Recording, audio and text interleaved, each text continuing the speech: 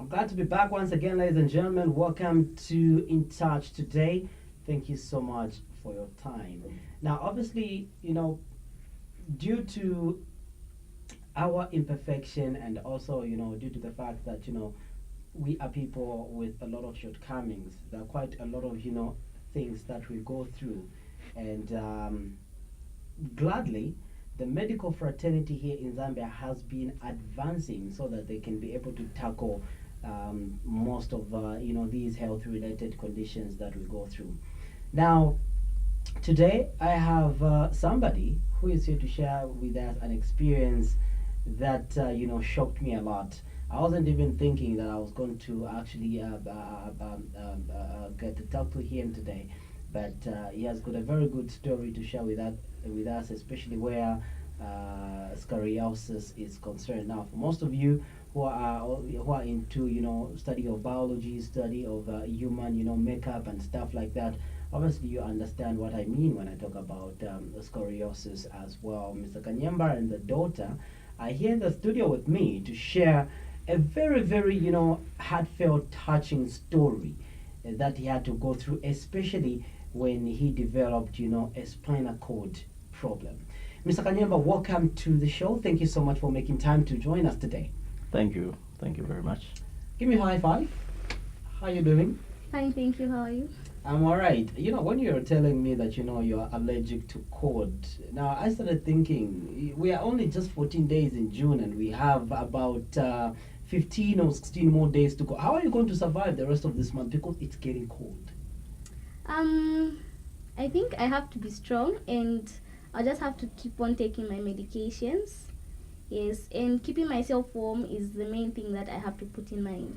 Okay, so you need a lot of tea and a lot of warm water, a lot of all this. Yes. Oh my goodness. First of all, maybe from your childhood, are you a fan of tea or something, cold or hot things? Are you a Not fan? really. Oh, so you have to learn. Wow, I can assure you the next 2 years is gonna be very rough for you because now you're going to have to be the best friend of tea. Okay, great. But good to see you. Thank you so much. And as you go back to school, make sure that you carry everything, double blankets, double coats and all that. Yes. Mr. Kanyemba, good to have you.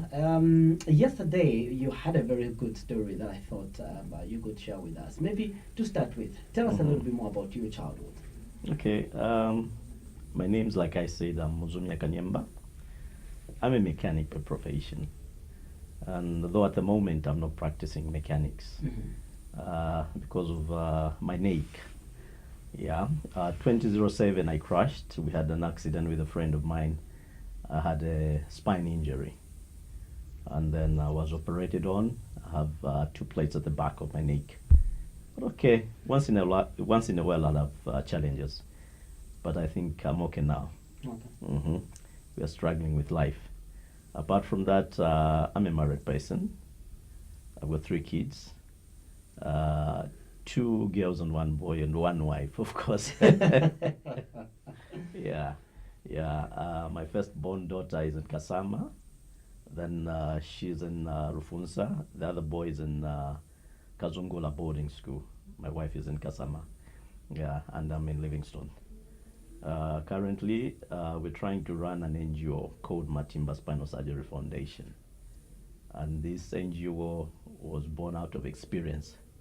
These are true stories we're talking about. Me and my daughter, Matimba, we are victims of the spine. At the age of 15, my daughter had scoliosis, the caving of the spine. And only noticed the way she was walking. And apparently she's not here. I wish she was here to give a side of her story. So, well, the way she was walking, I mean, you could see that there was something wrong. And yeah, we tried to do a few investigations from Livingstone Central Hospital now. They did the investigations and told us the girl had scoliosis, which they could not attend to in Livingstone. So we referred to UTH. So we came here. And the investigations were done. Also, they told us to do the operation, she needed about 80,000 or more, which we didn't have. So tried to ask what could be done. Nothing. As a parent, you don't want to see your daughter lame, and So I said to myself, well, my daughter should die, be lame. No, no, no. We've got to find a solution. So I moved out, went to the private institutions where the investigations were done also, and there we were told she needed an operation, of course, and the cost would be more than 100,000. Then sat down looking at my daughter again. Where do I get this money from? So thinking, it bothered me a lot. You know, my daughters are beautiful. I mean, and my son is handsome.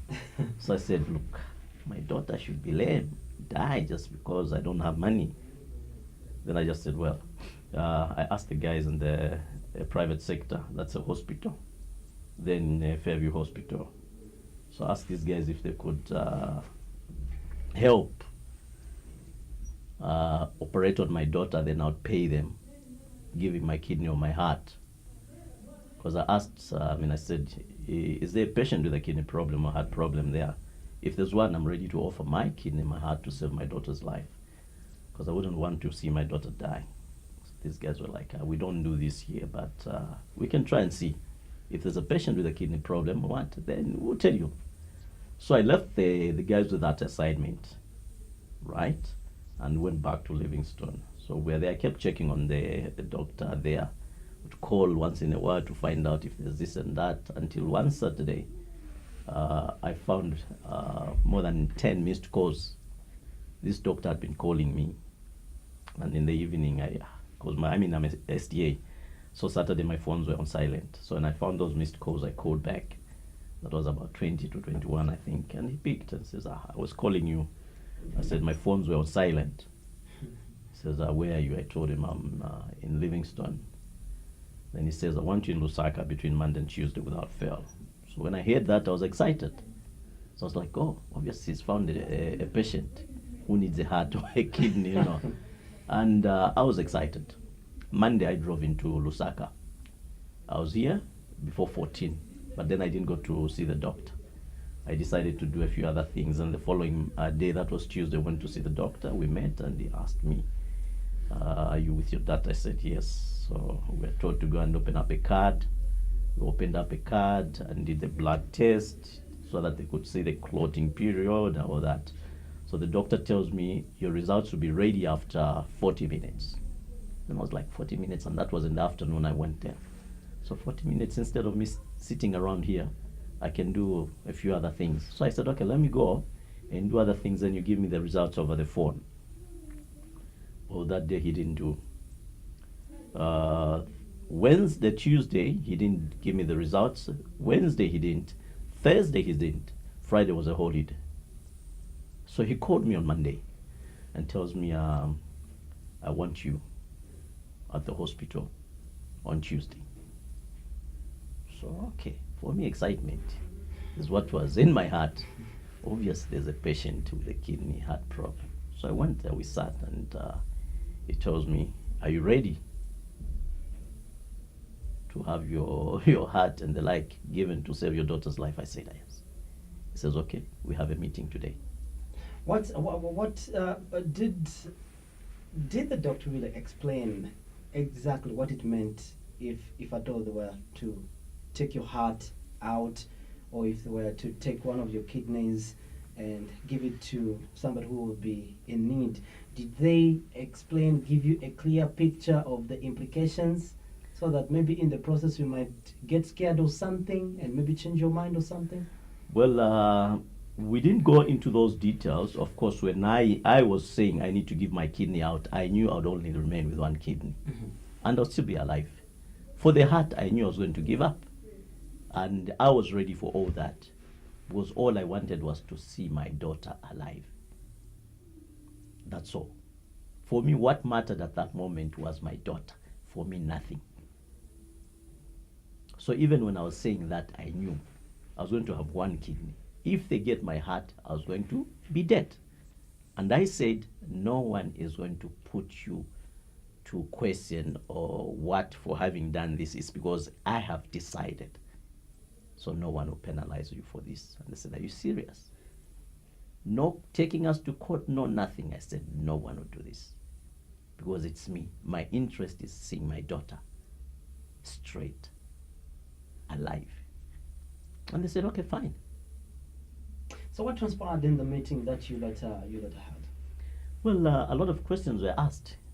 They asked me a lot of questions. They told me, you know that when your daughter goes into theater, there are 3 things you expect: coming out dead, polarized, lame, or lame is polarized. So these are the things they said. Your daughter can die, can be paralyzed or whatever. And I said, yes, I know. Even you, where you're seated, you can die. Even me, I can die if it's my time. But my coming here is to try and make an effort. Make an effort to save my daughter's life. And that is all that mattered at that moment. So all questions were asked, and they said, well, I'm ready. They said, okay, if you're ready, fine. Your daughter will be admitted on Wednesday. And they said, fine. Interesting. And what, obviously when all this was happening, you shared the story with your wife, and of course, perhaps, I don't know whether you did share your story with my beautiful daughter seated next to me here or something. How was the response from the family itself when you gave them the information, when you told them to say, guys, this is what I've chosen to do. I'm willing to give up my heart, give up one of my kidneys, just to make sure that my daughter definitely walks. And I believe the name of the NGO actually is derived from her, isn't it? Mm-hmm. Matimba is my daughter, and Matimba is my mother. Interesting. So when you shared your story with your wife, your mom, the other family members, and other extensive family members, how did they respond? I'll be very frank with you, very truthful. When I was making decisions, I was inside myself. My wife never got to know. Apparently, at the time that thing was happening, my wife was out of the country. She was in school. And she didn't know the moves I was making. My relatives, because of course, I told every other person that this is the money that was needed. We needed more than 100,000 to have this kiln operated on. And where'd you get the 100,000 from? Practically impossible. If a company does not come to pay for you, then you'll be there rotting, waiting to die. Relatives are there, but it was practically impossible to raise 100,000. And I just said, I'm not going to let my daughter die. If there's a patient who needs a heart transplant, kidney, I'd rather do that. And most of the people only got to know after everything had happened that that's a move I'd made. Interesting. So now, what transpired during the winter process? Well, after discussions, the doctors asked me all those questions. What will happen if your daughter came out lame? What? I said nothing. For me, I said nothing. I'll just say thank you, Lord, because God would have allowed it. And well, we agreed. Thursday, they took my daughter into theater. It was a long process. The doctor told me the operation was quite big, and they had ordered 5 pints of blood, out of which they only used 1. So the operation started in the morning. The whole back was stripped naked, up to, I think it was to 17 or so. I was just seated outside the door, the theater, waiting and praying. Was your wife aware of what was happening? She was aware when the child was into theater. I did communicate with her. Okay. So after the whole process, the doctor came out after the process and told me, your daughter is fine, the operation was successful. They'll call you in when she's awake. I said, okay. I said, thank you, Lord. And he walked out, he went. After I don't know how long, I walked into the ICU, found my daughter on oxygen. I looked at her, I said, okay. I called out her name, she answered. Then she says, Daddy, have they operated on me? I said, yes. Why are you asking? She says, I can't feel anything, I'm just feeling cold. I said, yeah, they have. I said, God loves you. You're fine. I kissed my daughter. Then I walked out because my tears were rolling down. So I walked out of the ICU, and then friends would walk in out crying, walking out crying. And I'm like, these guys, they're supposed to be strong to make me strong, but then, you know what I mean, huh? So, well, it was like that. Then, okay, a few days later, whilst in ICU, a pair of her lungs collapsed, stopped working. And then I was called in to say, look, your daughter has a problem. The oxygen levels have dropped from 100 to below 80.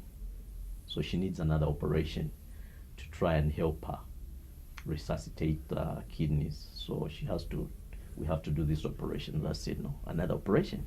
You've already done a big cut on the back, again you do the what? No. So I was persuaded into signing the document. A small pen like this one was too heavy to lift. So they told me, no, you just have to sign. Well, I moved in and I signed the document, then walked out. Immediately, one of the doctors at the hospital did the operation and put in the tubes. So oxygen levels, you could see from the monitor that the oxygen levels were fluctuating up and down, go to 80, down, until after some good days, started pushing to 90. Right, 90, come down, 90, and I was there watching. Then she was put on balloon therapy. She started blowing balloons and, to try and help the lungs expand. So it was okay. The same 1 week in ICU, the bill came out 73,000. They told me, Mr. Kanyamba, your bill is 73,000. I looked at the bill. I said, no, it's okay. It's fine. I'm happy. They went. By second week, the girl was able to walk. And now I'm like, yeah, thank you, Lord. Thank you, Lord.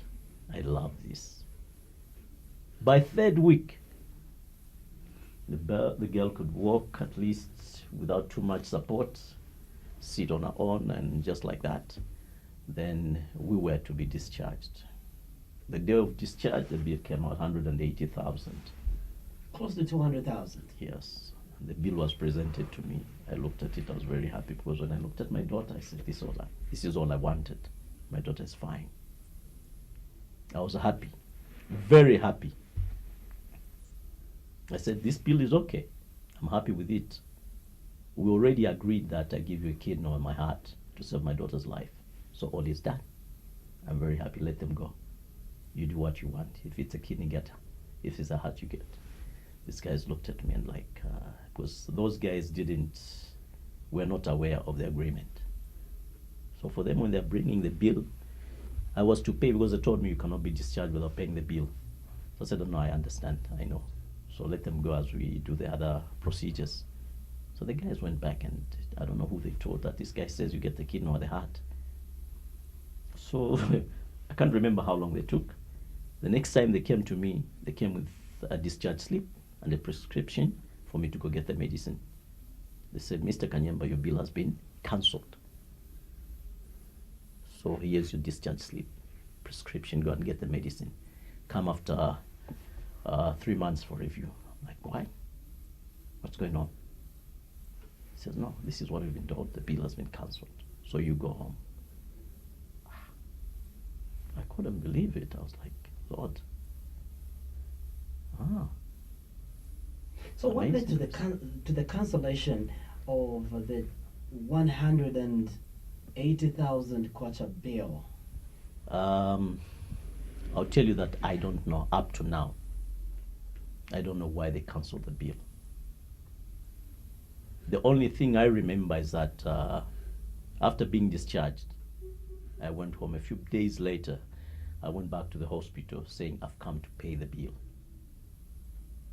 The medical director then was Dr. Falola. So when a few days later, when you went to pay the bill, did you have the actual money or maybe you had something in mind? I had the same heart and the kidney I had promised to give them, because I said to them, I'm going to save 2 souls, a patient in the ward who has a kidney problem or heart problem, and my daughter. So I'm saving these 2 people. And this is why I'm coming back. I've come back to do what I promised. No one should be fired because of me. So I've brought myself, I've not run away. So if there's a patient with a kidney problem like I promised, the heart, you get mine. I'm here.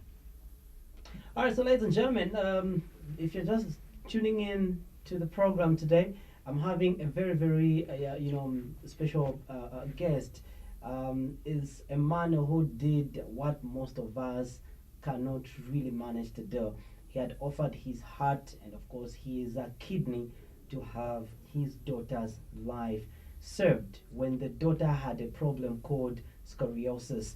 This week on Your Health Talk, we are going to discuss the issue of scoliosis in detail so that you get to know exactly what problem it is. But just in simple language, scoliosis is a problem that affects the spinal cord, such that when a person has got this problem, one, they usually have a challenge in sitting, bending, walking. It affects their normal day-to-day activities, and that is the problem that Mr. Kanyemba's daughter Matimba actually developed. And the whole entire process, the operation needed about 80,000 kwacha, and of course the other add-ons brought the whole entire money or the whole entire bill to about 180,000 kwacha. He never had that money. You could imagine, where can you get that money? Which bank can you rob just for you to have about 200,000 kwacha? Which house can you sell just for you to raise that money just to save your to save your daughter's life? So what he did is he promised that if at all he agreed to say, I'm willing to give one of my kidneys or my heart in case you have got a patient who has got a heart problem who needs some heart transplant, or if there's somebody who's got a kidney failure or a kidney problem who needs an extra kidney or a new kidney, I'm willing to donate. So it is two things. He was willing to stay alive but without one kidney, or possibly die because his heart has been taken away. So that is the genesis and, of course, the essence of the whole entire the whole entire scenario. It's quite shocking, very, very shocking. Now let me get to my sweetheart here. Exactly. When your sister was going through the operation and all this, how were you feeling? It was quite hard. I remember very well when I knew that she was going to the hospital. Me and my cousins sat on a bunker bed at my uncle's place. We all started crying, hugging each other.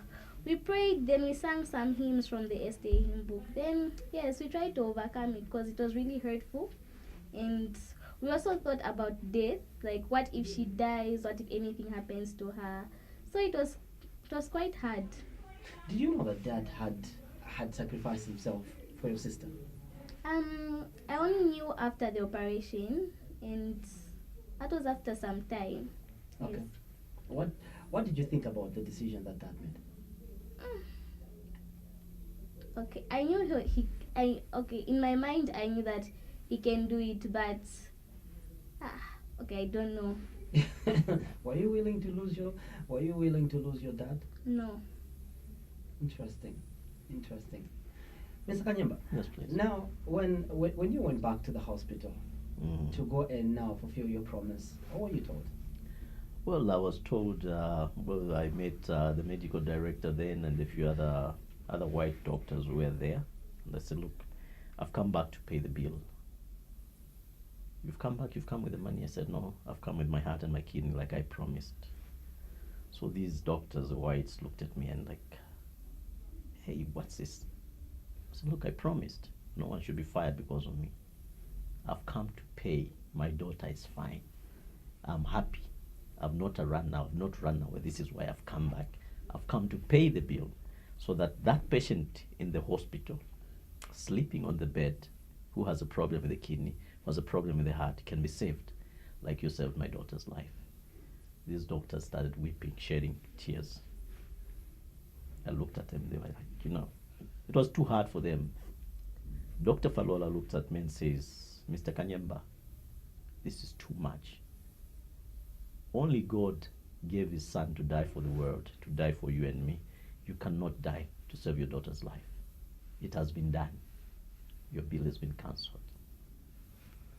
I said, no one should be fired. I've come, I've not run away. So up to date, you don't know exactly how your bill was cancelled.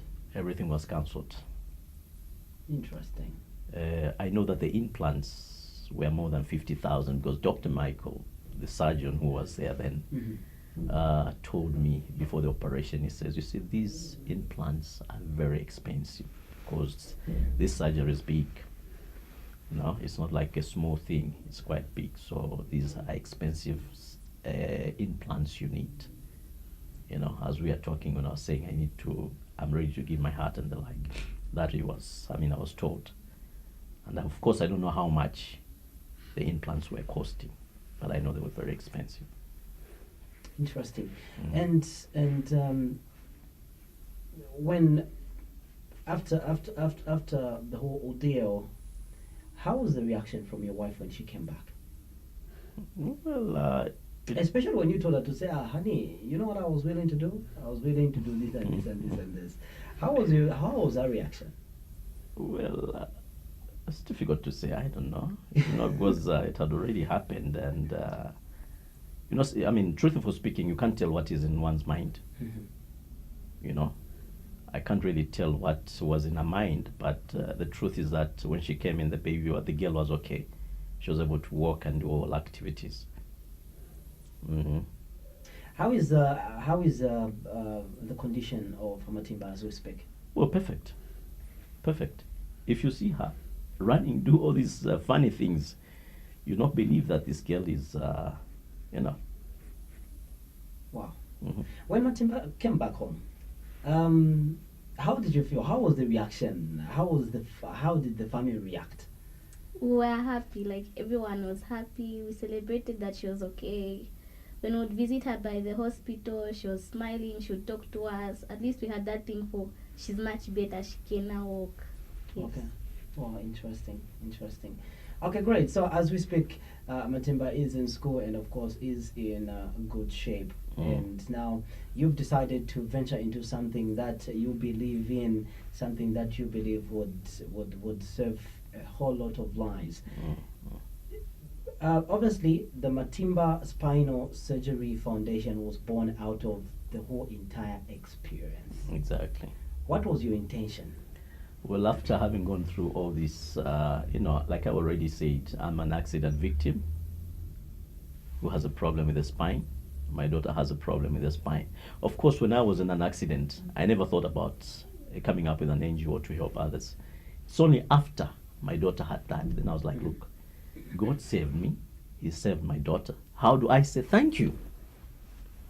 How do I say thank you, Lord, for this that you've done for me? Then the whole idea of just coming up with an NGO to help people who cannot afford came up. And I say to myself, this is what I'm going to do. I told the doctors at the same hospital, I said, look, just to say thank you, I want to form an NGO to help people that cannot afford. I want to do a lot of awareness programs, resource mobilization to help those that can afford. And gladly the surgeons agreed. They said, Mr. Kanyemba, if this is what you want to do, we'll support you. And I went flat out trying to see how I could come up with this NGO. I did a lot of consultations here and there. And thank God, everything went on well. The NGO is there now, except we don't have funding, But we've helped a number of people. So in what ways do you engage the people? Do you help people through an NGO? Well, there are people that we have, people that have known about the NGO, right? And they've come forth saying, we have this challenge. How do you help? We've gone back to the hospital and talked to the hospital authorities saying, look, this person has this challenge. How do we help? I've done this. More than 5 people I've helped. The other one was charged about the same amount as my daughter, though that one was higher because this one, the degree was more than my daughter's degree in a scaving of the spine. So the price was higher than that. I think it was about 250 or so thousand. So they were given that quote and then they couldn't. So they met with me and I said, look, let me see what I can do, since I promised I could do this and that. So I went back to the hospital and met with the doctors and I said, look, I want us to help this gentleman. The daughter is in this condition. How do we help? And the doctor looks at me, and because he knew already that I'd been talking about helping people, And he says, so Mr. Kanyemba, you want to help. How do we help? What do you want us to do? So let's give them a discount. Let's help this family. And the doctor looked at me, and the father to the girl was there seated. I was talking to the doctor in the hearing of the parent. Not that I took him in a corner and said, no, no, no. In the hearing of the parent. And I did the negotiation. And this girl was charged 80,000 from 200 plus. The child was operated on. She's fine. Other people have come in. Oh, Mr. Kanyamba, we have this challenge. I talked to the hospital. As I speak, we've partnered with Italian Hospital, Fairview Hospital, Ministry of Health. We've partnered with Ministry of Health. There's another company, Advanced Diagnostic Center. We've partnered with them. CBR, of course, there's no money coming in, but the understanding is that if we went with a patient, I took a patient to like Italian Hospital, according to the understanding that we've done, they'll give a certain percentage discount. So it's Fairview, which is good for me. At least I'm saying thank you, I'm paying back to the community. So this is how Matimba Spinal Surgery Foundation is working. We're trying to, because our mission is to try and help as many as we can. Because when you look at Spinal Surgery Foundation, it's an NGO that wants to help people. We have a lot of patients who have scoliosis. Others are accident victims. They don't know where to go to. They don't know that scoliosis can be cured. A lot of people think when you have that, that's witchcraft that happened. They don't know it can be helped. So the biggest problem that we have is concealing, hiding our children. We cannot bring people in the open to say, my daughter has this problem. My son has this problem. We think all is witchcraft, and yet that thing can be corrected. Interesting. So with us as a foundation, once we've done a lot of awareness programs, we want to go into trainings and the like, then we will know we reduce the levels of disabilities in the country. Interesting, interesting. Well, ladies and gentlemen, that is the story of Mr. Kanyamba and, of course, his family as well. They had to go through some rough times, rough patches, and it was indeed rough for them because, you know, it was one family with obviously two individuals who had the same problem. We go for a break. When we come back, I want us now to zero in the discussion, or take the direction of now Mr. Kanyamba's accident as well, because I think he talked about being involved in a road traffic accident, but he did not really talk so much in terms of how the accident really affected his life, and of course how his operation went on, and all that, and just how he found himself to the point whereby he's able to walk, he's able to run, he's able to, you know, drive, and of course he's back on the road like nothing really happened. Hopefully that we can be able to learn one or two things. Stay tuned.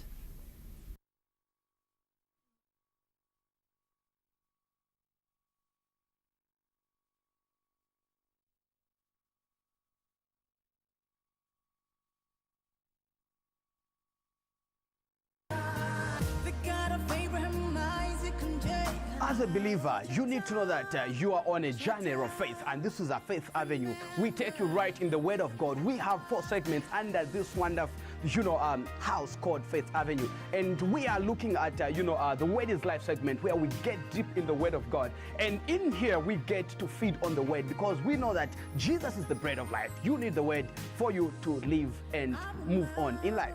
There's always been a gap between you, the members of the church, and your clergy out there. So I come right in between, as a Messiah to bridge up the gap. You get to know your clergymen right, well, and better. And this is called Clergy and the Clergy segment. You say it's his weakness. The weakness of my father? Yes, exactly.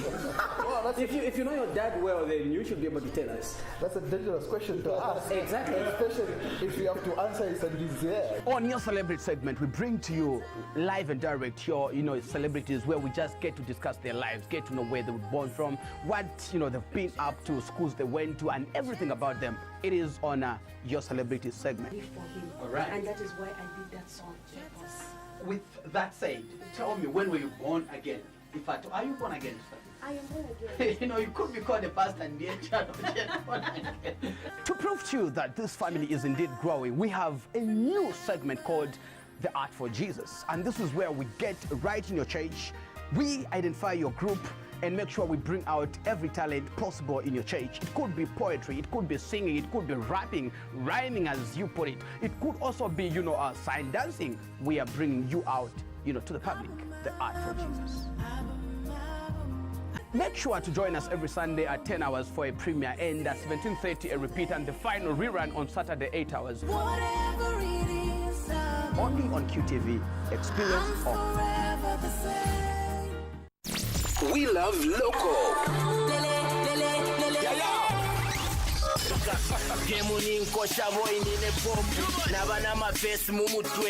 All of your favorite Zambian hits.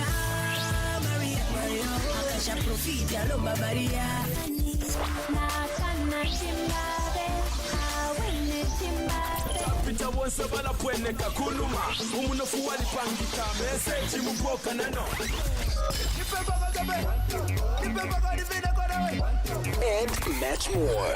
Z Rampage, Fridays 9 to 12 on QFM.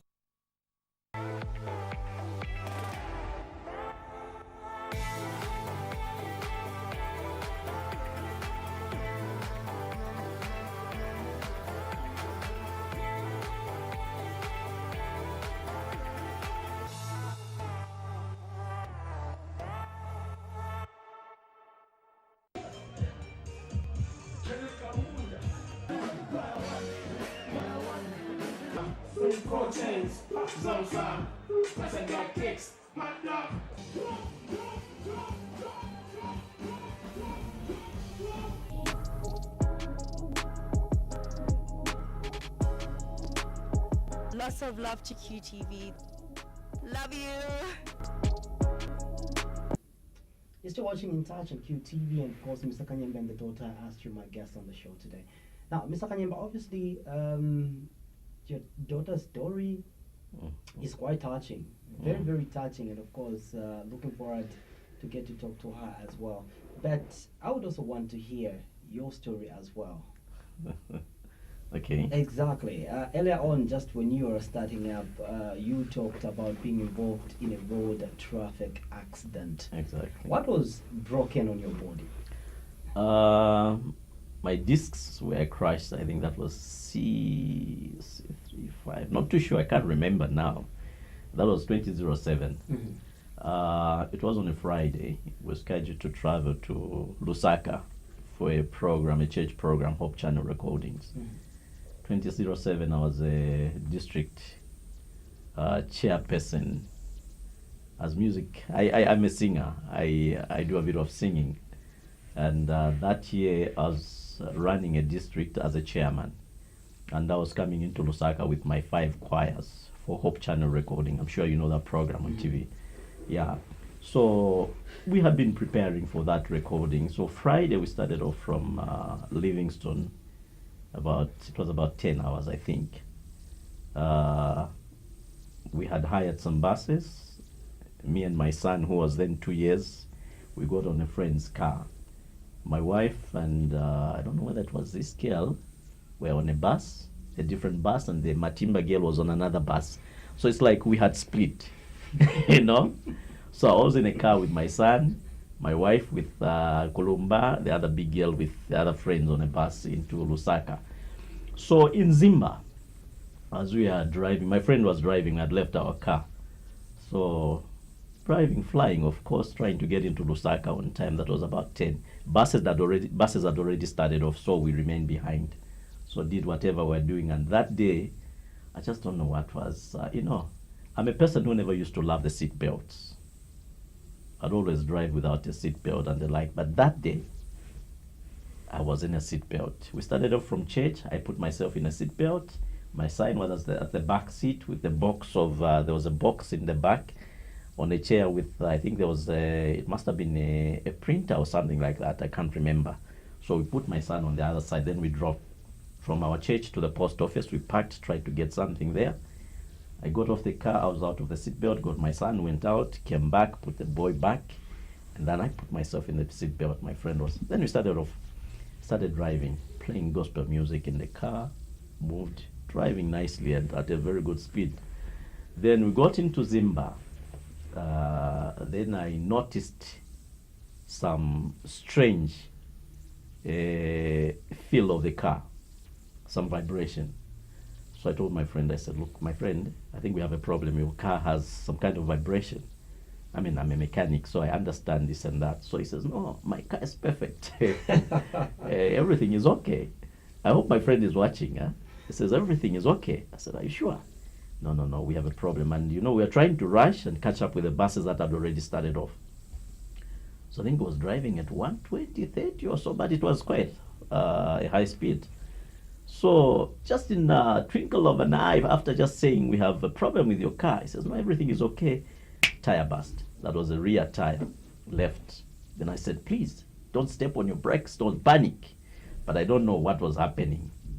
As we are going, the car high speed with that tire burst, then I said, avoid these poles. Don't hit into these poles. I don't know what happened.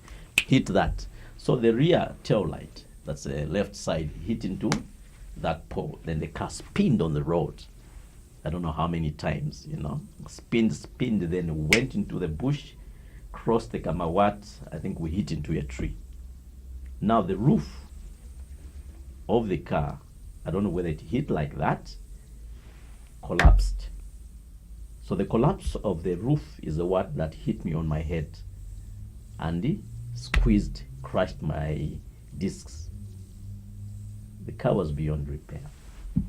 And there was a bus that was coming from South Africa. I think that must have been Shalom or so. So as they were following us behind, they saw what was happening. And they said, Ababafa, these have gone, these are dying. Spinned, and by the time we are thrown in there, we had 2 jerrycans, 20 liters of fuel in the back, in the boot. And when it threw us there, it was bad. People ran, came to our rescue. I tried to unbuckle my seatbelt, it couldn't come out. So people came, struggled, they removed us from the car, picked my son out, and my friend. How was the condition of your son? I think that is my main area. My boy was clean. My boy was clean, no scratch, no nothing, intact. I think now I'm beginning to understand why babies are usually called angels. It's rather they die in such catastrophic accident. That boy came out clean. I was the one who was badly injured because after that the boy was taken out and then we communicated with my wife and the guys who had gone past us, because these guys were in Kalomo, we were in Zimba, so we called them. And when I called, I just said, guys, we were greeting trees in the bush. And I'm a person who likes joking all the time, and sometimes people say, no, he's not serious, he's always saying things like that. And I said, we were greeting trees in the bush, so the car is in the bush, we are stranded. So, what do you mean? Have you had an accident? I said, yes, we were greeting trees. And lucky enough, there was a truck that was coming from Lusaka going this way. So the trucker identified my friend and said, I know this guy, whatever. So some good Samaritan picked us and took us back to Zimba Hospital. We were there, taken into theater, shaved us, put bandages. By the time these guys were coming back to Zimba, they stopped over at the accident scene and saw the way the car was. Some of them started crying because they thought we had died. And somebody says, no, I spoke with him. They are fine. I mean, no. Looking at the car, no, these guys have died. And for sure, when they got to the hospital, Zimba Hospital, we are still in ICU or whatever theater, shaving us, putting us bandaged. And the doctor tells me, Mr. Kanyemba, you're badly injured. You are to be admitted. I said, I'm not going to be admitted. I'm on God's mission. If God wanted me to die, I would have died just there. But the fact that He's given me life, He saved my life, it means I'm able to go to Lusaka. So just give me the injections and the like, I'll go to Lusaka. The doctor says no. So the choir members from Kalomo came back. My choir found me at Zimba Hospital, just walking out of the theater, now going to the ward, arguing with the doctor.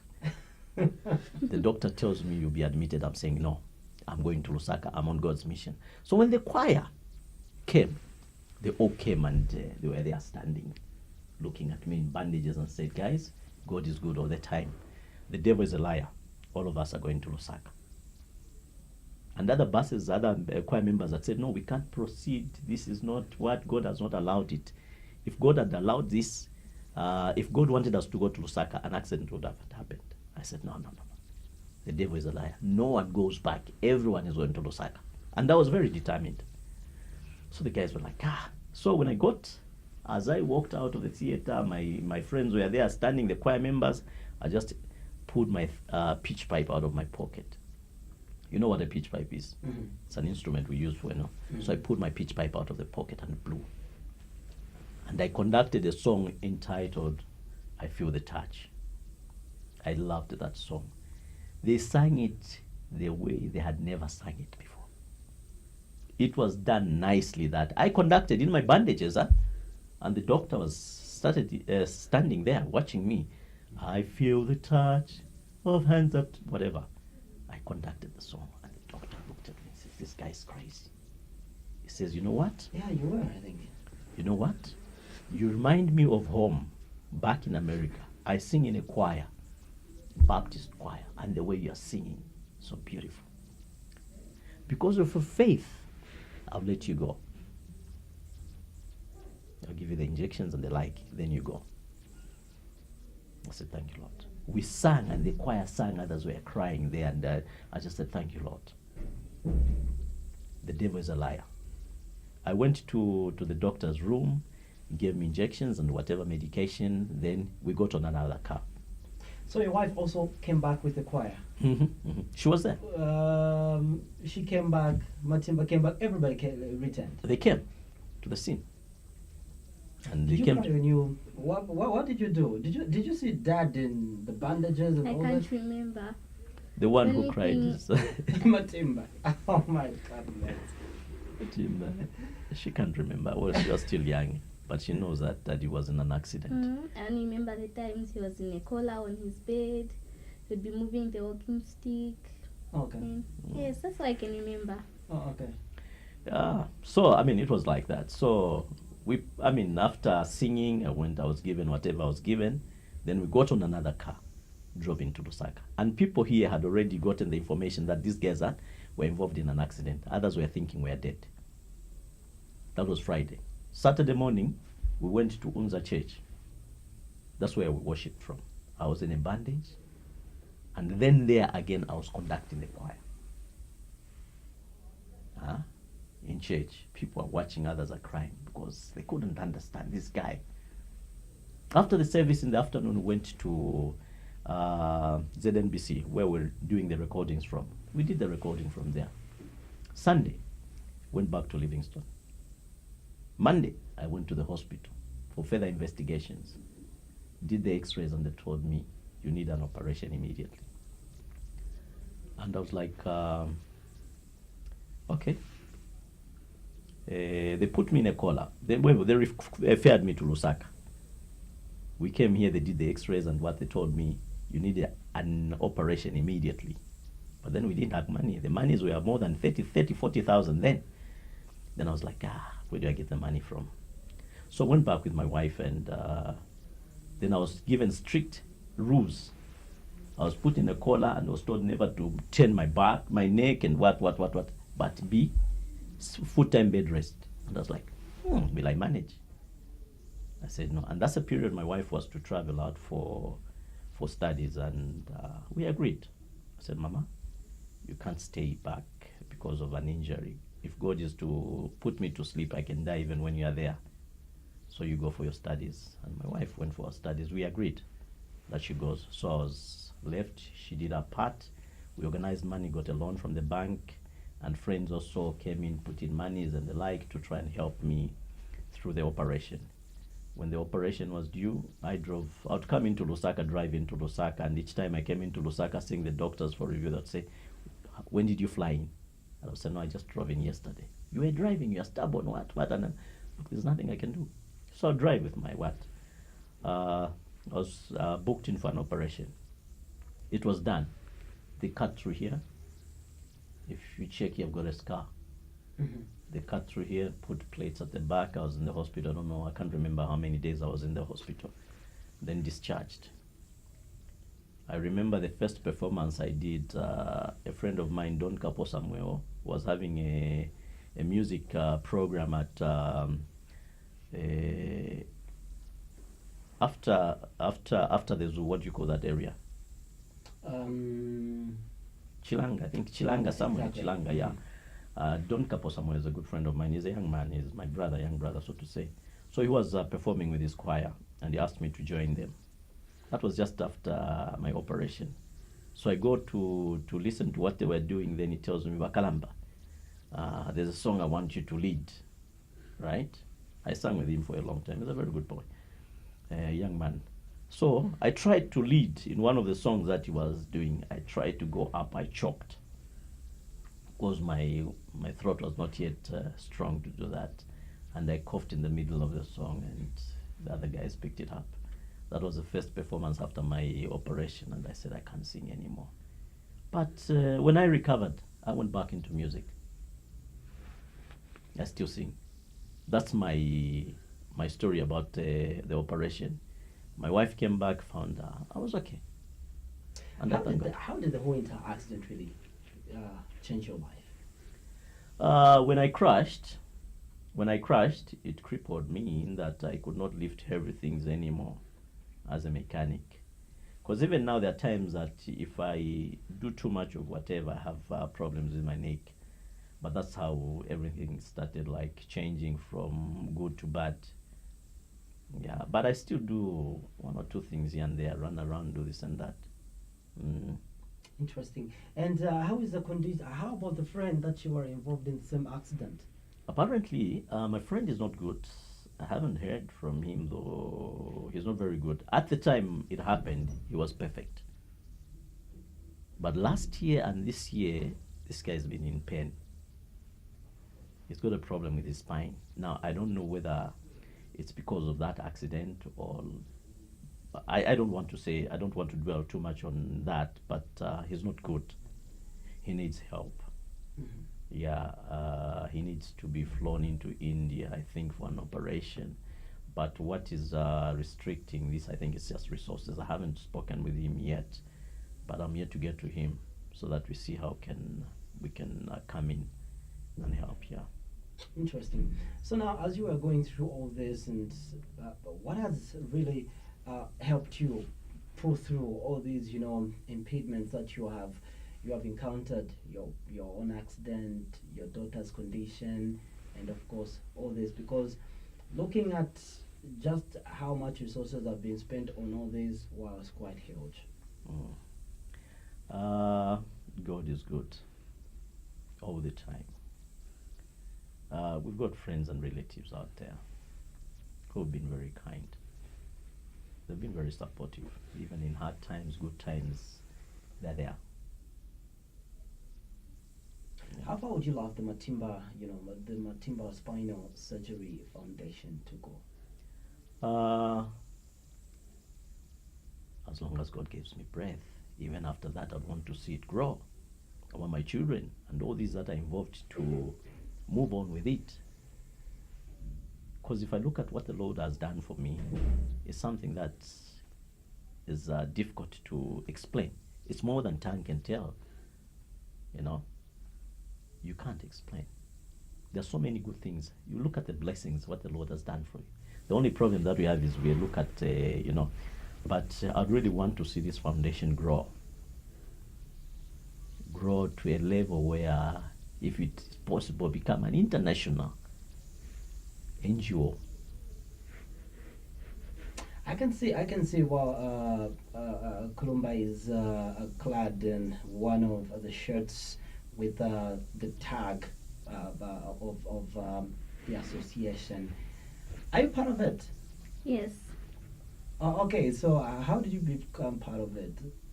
I decided to be part of this foundation because the main purpose of this foundation is to help people who have spinal problems and people who just need the help from medical centers. And as a sister to Matimba, I'd like to help my father, support my sister and other people. Yes, so I'd want to see the foundation grow and be part of it. Fantastic. And so far, obviously, during your outreach programs, as you go out in the field to talk about the spinal problem and of course scoliosis itself, how is the response from the general public? But I think we need to do a lot of awareness programs in the communities. Not many people know about this condition. The response is good. We've met the few people that the last time we had a radio program, it was quite good. From it, we could tell that there's a lot that is needed out there. People need to be informed about this condition. Not many are aware about this condition. Not many know that it can be corrected. So if it is identified at an early stage, the better. Because not every condition is operative. Other conditions, you just need physiotherapy. You notice it at an early age, you go for physiotherapy, it is corrected. You delay, then you go for surgery. Interesting. But well, I think I should also deem you as a very, very, not really lucky. I don't believe in lucky in circumstances involving you, but I think you're quite privileged as well, looking at just how you have managed to pull through all this. Hopefully that, the Matimba Spinal Surgery Foundation will definitely be able to facilitate between, the victims of scoliosis and of course other spinal problems and of course medical help. One thing that I can definitely confirm is the fact that scoliosis is becoming one of the major problems that many people in Zambia are facing. But it's an issue whereby you just think it's just something that has to do with black magic or something, but it's becoming a major problem in many Zambian communities today. So hopefully that you won't let your guard down in terms of awareness, especially where awareness is concerned, because without information, that's where now we start, hallucinating about, okay, what is this, and stuff like that. exactly. And when you're dealing with a condition that rarely presents symptoms, it's very, very difficult to get to know. That's where the challenge comes in. So as we speak, you might find that you might have somebody who is busy complaining of the backache and stuff like that, not knowing that the problem is not the back actually, but the problem is the spine itself. Yeah, exactly. The spine is quite delicate. It's just that I think we don't take care of our spine, right? There's so many things that will cause spine damages, injuries. Your sitting posture has an effect on your spine. Even the things that we carry, we lift, also have a serious effect. Age also has an effect. Degeneration of the discs, all those are on the spine. But without information, like we are saying, it's very difficult for people to know. So as a foundation, would really love to do a lot of awareness programs. Let people get to know that under 5 is also very important. When a child goes for under 5, that's where you start from. You do the examinations, get to know whether the child has this deformity. Any kind of disability, it should be detected at that early stage. Once that is detected, then you correct it. So as an NGO, what we'd want to see is we'd want to bridge the gap, right? Help the government, also the ministry, by going down the grassroots and get to know this information that is lacking, which we can give to the ministry. Because as it now, the people that will get to know more are the ones in the community. If you get to the community, you are with the community, you know that, oh, there's this and there's that, there's this, there's that. Then we take it out to the Ministry of Health, as we are doing now, because we've partnered with the ministry. Once we've done these awareness programs, you go out, do this research, whatever, we'll be able to know what is on the ground. How do we reduce disabilities? Even the accident victims themselves, they need to be helped. An accident happens, the community is the one first on the site. And how do they help the victim? Because there's no awareness, there's no training to the community to know how to handle the accident victim. They'll just come and drag you like a bag of maize, throw you in the car. Then you're crippled permanently. But if the community is trained, taught how to handle a victim, then they'll preserve or they'll prolong your life because they'll handle you carefully. Old folks in the village, they carry bags of maize. If they harvest 1,000 bags of maize, they are excited. I want to take my bags to FRI. I make money. He lifts a bag that is more than his weight. The spine, the disc, dislocates. Whatever happens, he's lame. No, it's witchcraft that has worked. No. Once that is noticed at an early stage, maybe you just go for physiotherapy for a period of time, then you're back to normal. But if you sit without information, then you get lame. Well, Mr. Kanyamba, thank you so much for your time and, of course, for sharing your life story with us. And, of course, Kulumba, thank you so much for accompanying Dad as well. Okay. Hopefully that you will also make effort once, Matimba is back from school so that we can get the side of her story as well. Just how she was feeling when, the whole entire process was taking place and, of course, how she feels at the moment. Otherwise, thank you so much. And Thank of you. course, keep up with the same good work. Thank you so much. We'll definitely bring Matimba on board because, she's director of publicity and advocacy. And, well, the team that we have in the system are very good guys. We've got very good doctors and the like. All these guys will be on the ground to do all this. So, for sure, in the next program, I'm sure the things that we've talked about here will be best explained by the professionals who are the doctors themselves. I'm made to believe that there's a program to run. I don't know how soon. And we'll give more detail about the Matimba Foundation and all these conditions about the spine. Those will be best explained by the doctors themselves. Exactly. Otherwise, thank you so very much for the time and everything. Thank you so much as well. Thank you. All right, so ladies and gentlemen, that marks the end of the show today. Quite an inspiring story from a father who was willing to sacrifice his life just to save the life of a daughter, plus a life of somebody who was going to benefit from an organ that was going to be taken away from him. Wow, God works in so many ways, in so many marvelous ways. That's the reason why when the Bible, book of Proverbs, chapter 3, verse 5, 6, 7, when it admonishes us to trust God implicitly in all we do, I think it has got reasons why it actually tells us to trust God, because God will work in ways that we barely understand.